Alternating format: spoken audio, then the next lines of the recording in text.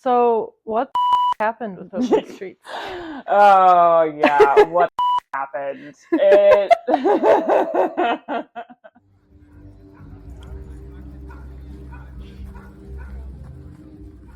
Our Streets started the Open Streets series in Minneapolis in 2011. I've planned the past 3 years of Open Streets events.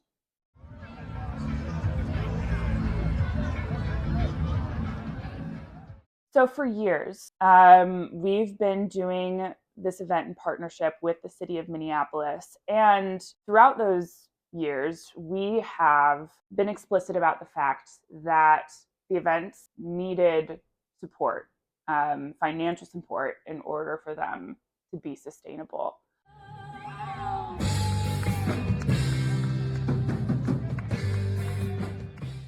And this year, we submitted a budget that would fund the events so that the burden of making the events happen is not on communities, not on neighborhood associations, not on participants and like small businesses who we want to benefit from the event. Doing the Open Streets Minneapolis events is not sustainable for any organization with a $0 contract. You think about if you plan a wedding for 100 people, that could run you as much as $20,000, $30,000, $40,000. We're running events that 50,000 people at some of them come to, that involve sometimes more than 300 vendors and participants. It's just absurd to think that those events could happen without monetary support, without compensation. So this isn't one big bike lobby fundraiser? No. No, absolutely not. Busted. All of the money that we obtain for the Open Streets events goes into making them happen. Like, we don't make any money off of the event. So shortly after we submit that budget, without any conversation, Public Works announces that there has been a mutual decision to end the contract between Our Streets Minneapolis as the organizer and Public Works. And there's no plan to make Open Streets happen. It was shocking. I think especially shocking that they said it was a mutual agreement. So I'm getting emails from partners asking me, is Open Streets over? And my answer is, I don't know. I think I was working under the assumption that, Public Works said, we're done, we're not doing it, that Open Streets was done.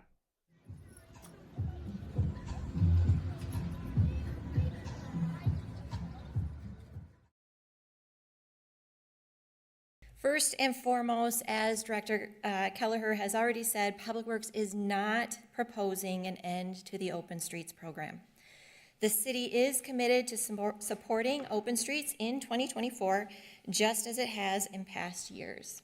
There's lots of confusion around this process still. While you're emphasizing that the city, and I see that as an organization, at least that's Director Mack, you mentioned in your email correspondence, is going to be taking over in some capacity the Open Street series in 2024.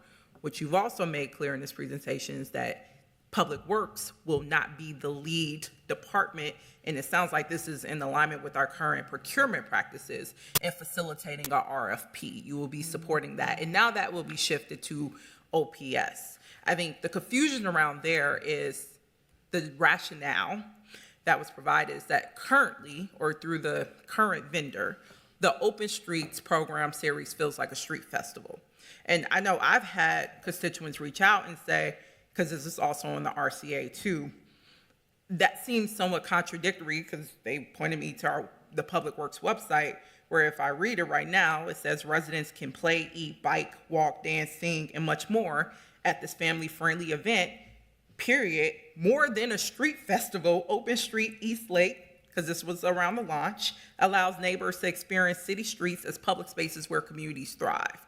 So even on Public Works webpage, it emphasizes that it's not just a street festival. It is seemingly meeting some of these key components that you named, the multimodal shifts that is listed under our transportation, action plan that this council passed.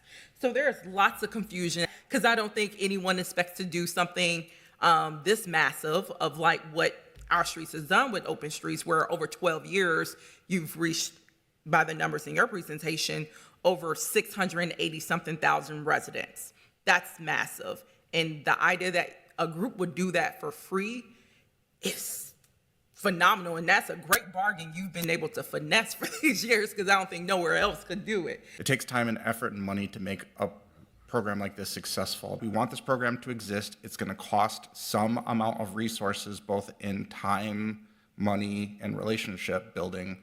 And I just want us to be able to get that right so that we can continue with this program as a success in our city. We had more than 50 organizations sign a letter of support to, one, make sure that Open Streets continues, two, that Our Streets continues to be the organizer of Open Streets Minneapolis, and three, that the event series is funded as we specified in the budget that we submitted, so that it's sustainable for an organization to run long term. And, we had folks, from West Broadway Business and Area Coalition, Cedar Riverside Community Council, West Bank Business Association, the Lake Street Council, Seward Neighborhood Group. It just like the list goes on and on. These are all of our partners that we worked closely with in making sure that these events are reflections of the community, that they're spaces for community members to meet their neighbors, to be in fellowship with each other. And I think, if you just look at that letter, I think it's apparent how much the community is behind the version of Open Streets Minneapolis that Our Streets has worked for so long. We also had a petition for supporters to sign, and more than 2,000 people from Minneapolis, we had folks from every single ward of the city, said that they supported Open Streets, supported Our Streets as the organizer, and that supported the event being funded. All right, here we go.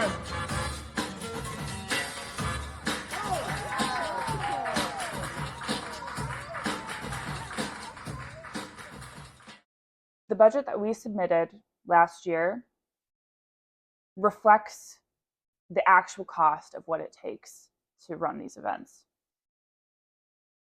The city council did not meet that budget, not even close.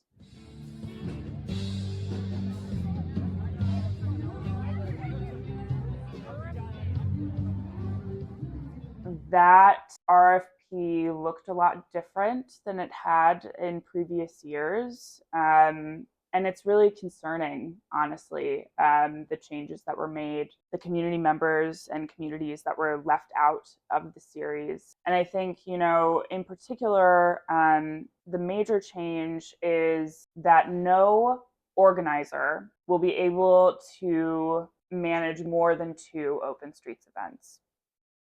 On face value, you could say, okay, whatever, you'll have different organizations managing different events. But I think the problem with this is that people think about Open Streets as a single series. And for years, it has been managed by one organization. When folks have questions about Open Streets, they know that Our Streets is the person to ask. When folks are going to register, it'll be through different systems. If they want to participate in, say, Open Streets Franklin and Open Streets Northeast, that'll be completely different contact information, maybe completely different rates, completely different ways of applying. That's so challenging because we, even as a single organization collecting all this information, it's already a lot of work for a small business owner to do all the paperwork and meet all the regulations and understand the process. And that's when it's standardized. There's no sort of uniform system. That doesn't even make any sense! That folks will be able to expect, which is going to be hard.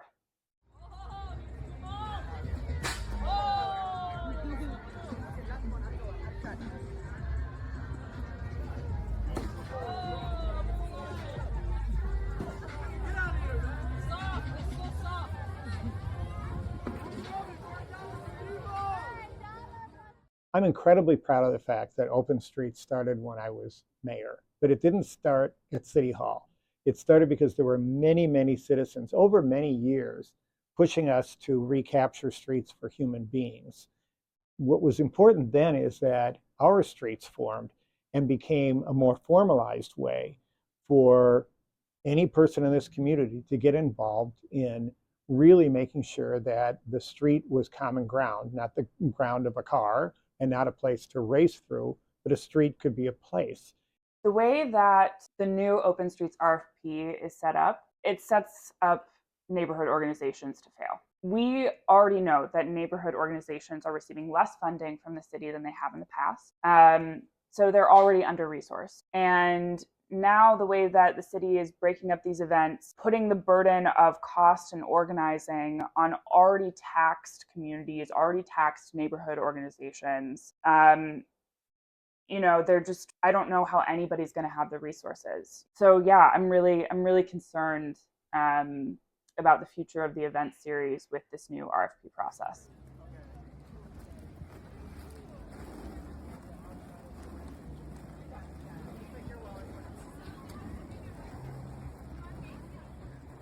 Last year was the most diverse Open Streets Minneapolis season to date, and 2024 is set up to be the opposite. That's not to say that those won't be positive events or that some Minneapolis communities are more deserving of Open Streets events than the others. In fact, the budget that we submitted included Open Streets events for all 13 wards. Like, we think this is something that Minneapolis residents want to experience more of. But I think it's really disappointing to see who Public Works has left out in their proposal this year. I just find it so sad and disappointing that the Open Streets events in 2024 may not live up to what the events have been in past years. I'm really concerned about the quality of the programming, about the support that'll be available for neighborhood organizations and community members and vendors and small businesses. These events are massive, and there are so many tiny logistics that it's taken us years to be able to build systems for. So it's really worrisome to think about how things might go this year.